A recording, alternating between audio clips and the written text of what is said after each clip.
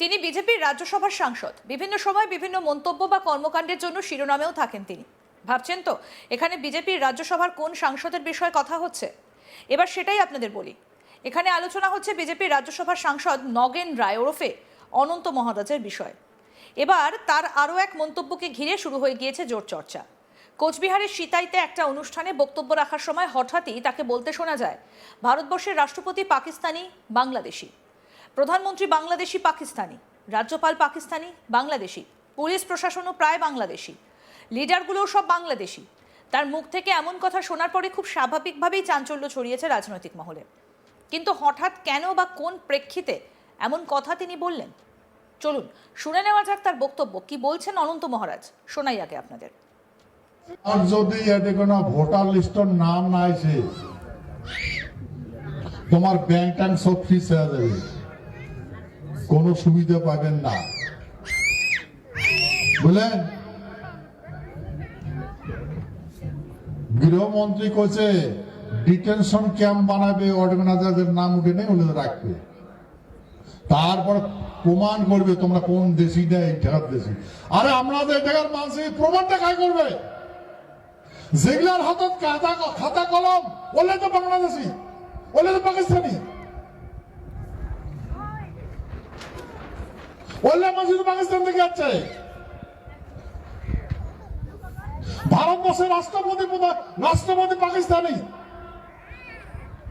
বাংলাদেশি, প্রধানমন্ত্রী বাংলাদেশি পাকিস্তানি, রাজ্যপাল পাকিস্তানি বাংলাদেশি, পুলিশ প্রশাসনের প্রায় মানুষই বাংলাদেশি, লিডার গুলো সব বাংলাদেশি। তাহলে আমার প্রমাণপত্রটা কাজ দেখবে? সংবিধানে কয়া আছে, ওই সংবিধানের চেয়ারটা কাজ বসবে।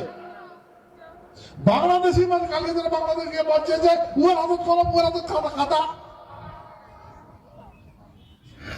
প্রবলেম আছে না নাই ভাই? প্রবলেম আছে না নাই? তো তোমার এলে যখন দরকার নাই, ও তামাকের মুক্তি সত্তান, তামাকের মুক্তি সত্তান, সুখে জীবন যাপন করো।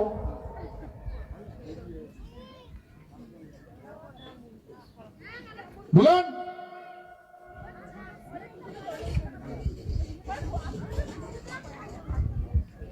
তাহলে কাজ তোমার খবর করবে?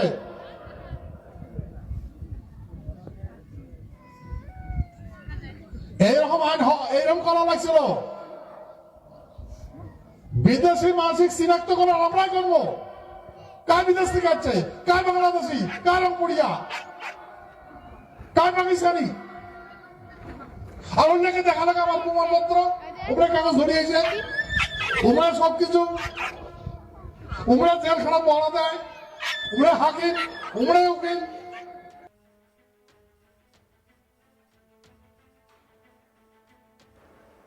শুনলেন তো অনন্ত মহারাজের বক্তব্য। আগামী বছর রাজ্যে বিধানসভা নির্বাচন, তার আগে বর্তমানে এসআইআর ইস্যুতে সরগরম রাজ্য রাজনীতি। তার মধ্যে অনন্ত মহারাজের মুখে এই কথা রাজনীতিতে খুব স্বাভাবিকভাবেই নয়া জল্পনার জন্ম দিয়েছে। আমাদের প্রতিনিধি মনসুর হাবিবুল্লাহ কি প্রতিবেদন তুলে ধরেছেন, শুনবো। দেশের প্রধানমন্ত্রী, রাষ্ট্রপতি, এমনকি রাজ্যপাল তারাই নাকি বাংলাদেশি পাকিস্তানি। এসআইআর এর শুনানি পর্বে হঠাৎই এরম বেফাস মন্তব্য করে বসলেন বিজেপির রাজ্যসভার সাংসদ নগেন রায় ওরফে অনন্ত মহারাজ। রাজবংশী এই লিডারের এই মন্তব্যের শোরগোল কিন্তু রাজ্য রাজনীতি। শীত পড়তেই পুষ্নায়ের আমন্ত্রণে কোচবিহারের সিতাইতে গিয়েছিলেন তিনি। তার অনুগামীদের সাথে বক্তব্য দেওয়ার সময় তিনি এই কথাই ঘোষণা করেন। তিনি জানান, দেশের স্বরাষ্ট্রমন্ত্রী ঘোষণা করেছেন যারা ডিটেনশন ক্যাম্প নথি দেখাতে পারবে না এসআইআর এর ফাইনাল শুনানিতে, তাদেরকে ডিটেনশন ক্যাম্পে পাঠানো হবে। তারপর তাদের সমস্ত কিছু বাজেয়াপ্ত করা হয়ে যাবে, এমনকি ব্যাংকের কাগজপত্র থেকে শুরু করে সবকিছুই কিন্তু বাজেয়াপ্ত করা হবে। তখন কিন্তু ফাঁসবে রাজবংশী মানুষরা, যারা শুনানিতে ডাক পাচ্ছে, যাদের কাগজপত্র এখন পর্যন্ত জোগাড় করতে পারেনি। কাগজপত্র জোগাড় করতে না পারায় সমস্যায় পড়তে হতে পারে রাজবংশীদের। এসআইআর এর শুনানি পড়বে, প্রচুর রাজবংশী মানুষ হিয়ারিং এর জন্য ডাক পেয়েছেন। তাদের সমস্যার কথা প্রতিনিয়ত এই রাজবংশী নেতার কাছে বারবারই আসছে। অথচ এসআইআর শুরুর সময় তিনি কিন্তু তার স্বাগত জানিয়ে বলেছিলেন এসআইআর শুরু হলে প্রচুর পরিমাণ বাংলাদেশি চিহ্নিত করা যাবে এবং তাদেরকে তাড়িয়ে দেওয়া হবে। কিন্তু শুনানি পর্বে দেখা গেল তার বিপরীত রেজাল্ট। এখন রাজবংশী ভূমিপুত্র মানুষরাও কিন্তু এসআইআর এর শুনানিতে ডাক পাচ্ছে। তিনি দাবি করেন রাজবংশীরা এদেশের ভূমিপুত্র, তাহলে রাজবংশীরা কেন ডাক পাবে? কেননা রাজবংশীদের কোনো কাগজ দেখানোর তো প্রয়োজন নেই। কিন্তু এই সমস্যা হচ্ছে কেননা যারা সংবিধানের দায়িত্বে থাকা কথা তারাই বাংলাদেশি, তারাই পাকিস্তানি। তিনি দাবি করছেন দেশের প্রধানমন্ত্রী, দেশের রাষ্ট্রপতি, রাজ্যপালরা স্বয়ং পাকিস্তান থেকে এসেছেন, বাংলাদেশ থেকে এসেছেন, তারা পাকিস্তানি, তারা বাংলাদেশি। এমনকি প্রশাসনে যারা রয়েছেন তাদের অধিকাংশই বাংলাদেশ থেকে এসেছেন, পুলিশেও যারা রয়েছেন তারাও অধিকাংশে বাংলাদেশ থেকে এসেছেন, সরকারি চাকরি যারা করছেন তাদের অধিকাংশই ভিন দেশ থেকে এসেছেন। এই কারণেই তারা দেশীয় মানুষদের উপর এইভাবে হিয়ারিংয়ে ডেকেছেন। ক্ষুব্ধ এই রাজবংশী নেতার এইভাবেই বক্তব্য দিয়েছেন তিনি তার ভক্তদের মাঝে।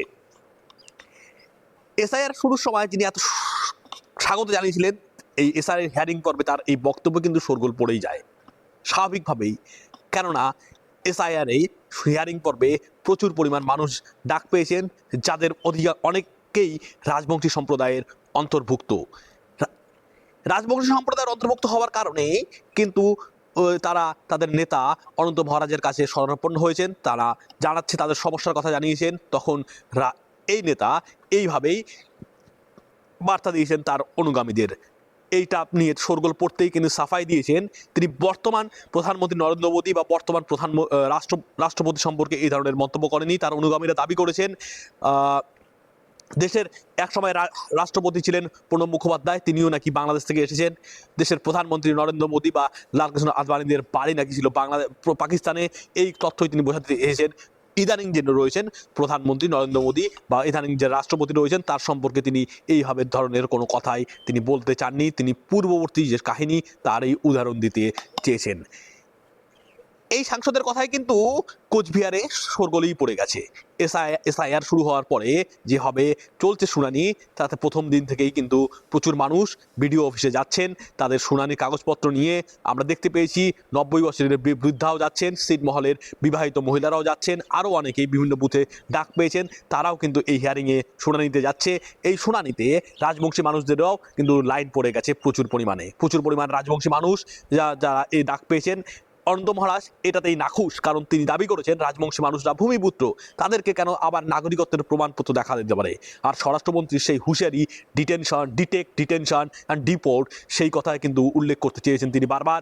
এবার যদি এসআইআর শুরুর পরে ফাইনাল চূড়ান্ত লিস্টে রাজবংশী মানুষদের নাম বাদ পড়ে যায় তাহলে তাদের সমস্ত ডকুমেন্ট কিন্তু ফ্রিজ হয়ে যাবে বলে তিনি হুঁশিয়ারি দিয়েছেন রাজবংশী নেতাদের বা রাজবংশী তার যে অনুগামীরা আছে তাই। গ্রেটার কুচবিহার পিপল অ্যাসোসিয়েশনের এই নেতা অনন্ত মহারাজ নামেই খ্যাত, তবে নগেন রায় নামে রাজ্যসভার সাংসদ হয়েছেন বিজেপির পদ্মের চিহ্নে। এই সাংসদের এই মন্তব্য খোদ দেশের প্রধানমন্ত্রী রাষ্ট্রপতিদের নিয়ে কিন্তু বিড়ম্বনায় পড়েছে বিজেপি তারাও কিন্তু প্রকাশ্যে এখন পর্যন্ত কোনো এই মন্তব্যের প্রেক্ষিতে কোনো জবাব না দিলেও তারা সমস্যায় কিন্তু রয়েছেন। এইভাবে এই মন্তব্যে কিন্তু হাজারো শোরগোল পড়েছে রাজবংশী মানুষরা। তবে যাদের হিয়ারিংয়ে ডাক পড়েছে তাদেরকে আসতেই হচ্ছে, তারা শুনানিতে অংশগ্রহণ করছেন। পরবর্তীতে কি হয় তা দেখার জন্য অবশ্যই নজর রাখুন। আরও আপডেট পেতে দেখতে থাকুন আজ তাক বাংলা। সাবস্ক্রাইব করুন, নোটিফিকেশন পেতে বেল বাটন অপশন প্রেস করুন।